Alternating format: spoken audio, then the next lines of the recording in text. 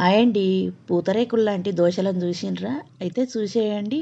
మనం ఇప్పుడు ఒక కప్పు గోధుమ పిండి వేసుకోవాలి. హాఫ్ కప్పు రవ్వ వేసుకొని 2 కప్పుల వాటర్ వేసి దాన్ని అంతా కలుపుకొని ఒక 10 నిమిషాలు పక్కకు ఉంచుకోవాలి. ఇప్పుడు ఆలోపు పోపు తయారు చేసుకోవాలి.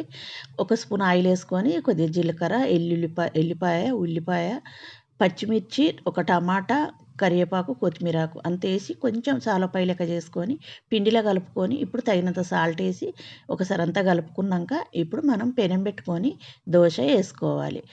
వాటర్ ఎక్కువ వేసి పతల చేసుకోండి. చాలా బాగుంటుంది. కరకరలాడుతూ క్రిస్పీగా చాలా టేస్టీగా ఉంటుందండి. ఇలా చేసి మీ ఇంట్లో వాళ్ళకి పెట్టండి.